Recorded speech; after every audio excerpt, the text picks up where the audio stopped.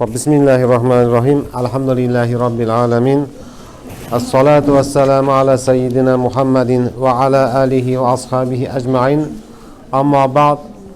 Muhaddis olimlardan Ibn Majah rahmatullohi alayhi aytadi: Haddasanal Abbas ibn Abdullah al-Wasiti qala haddasana Abdullah ibn Ghalib al-Abbadani an Abdullah ibn Ziyad al-Bahrani an Ali ibn Zayd an Sa'id ibn Musayyab an Abi Zar roziyallohu anhu. Yani shu sahobadan, demak avvalgi suhbatimizda aytgandek, Ibn Majah rahmatullohi alayhi o'zi 209-hijratda tug'ilgan. Sahobiy bo'lgan Abu Zar roziyallohu anhu 31-yilda vafot etgan.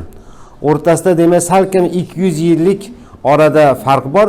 Shuni mana shu aytilgan muhaddis olimlar orqali bir-biridan ulanib qulog'idan quloq aniq eshitib kelgan mana shunday silsila sanad bilan Abu Zar roziyallohu anhu aytadilarda: Qala li Rasululloh sallallohu alayhi vasallam. Menga bir kuni Rasululloh sallallohu alayhi vasallam aytib qoldilar: Ya Abu Zar, ey Abu Zar, la an tagduwa fata'allama ayatan min kitabillahi khayrul laka min an tusalliya mi'ata rak'ah.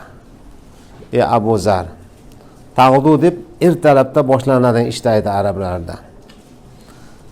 Ertalabda tursangda Allohning kitobidan bir oyat o'rgansang, ya'ni Qur'oni Karimdan bir oyat o'rgansang, bu bir oyat o'rganganing 100 rakat namoz o'qiganingdan yaxshiroqdir sen uchun dedilar. Ya'ni farz namoz emas, farzdan tashqari nafil namozlar nazarda tutilar bunday hadislarda. 100 rakat nafil namoz o'qigandan ko'ra bir oyat o'rgangan yaxshi ekan. Va yana aytdilar: La an tagdu fata'allama baban minal ilm. Ey Abu Zar, ertalabda tursangda ilmdan bir bob o'rgansang. Bob degan nima degan bilasizlar? Bab arabchasiga eshik. Eshikda o'zi aslida, to'g'rimi? Babun abwabun deb keladi-yu. Ilmga ham shu eshik qilib arablarda shunday tasvirlaydi. Biz o'zbek tilida o'sha bob degani bo'lim bo'lib o'rganib kelganmiz. Asli zoti bir eshik. Ilmdan bir eshigiga kirsang.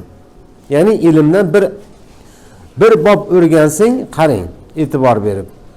Umila bihi avlam yu'mal. Bu o'qigan, o'rgangan bir bob ilming amal qilinadimi, qilinmaydi, bundan qat'iy nazar khayrul laka min an tusalliya alf rak'atin. 1000 rakat nafil namoz o'qiganingdan mana shu yaxshi deganlar. Bunga e'tibor beringlar. Birinchida Allohning kalomi Qur'oni Karimdan bir oyat o'rgansang 100 rakatdan yaxshi degan edi. Endi ilmdan bir bob o'rgansang 1000 rakatidan yaxshi, 10 barobar. Har bu amal qilinsa qilinmasa deganda shuni sharhlarda aytadilarki, amal qilinmasdan turib o'rganganini o'ziga 1000 rakat namozni savobini beradi. Endi amal qilsa amaliga alohida. Bu birinchi tomon. Ikkinchi tomondan ba'zi bir masalalar bor, o'rganadi, lekin amal qilishga imkoniyati yo'q. Misol uchun ayollarga tegishli masalalar erkaklar o'rganadi.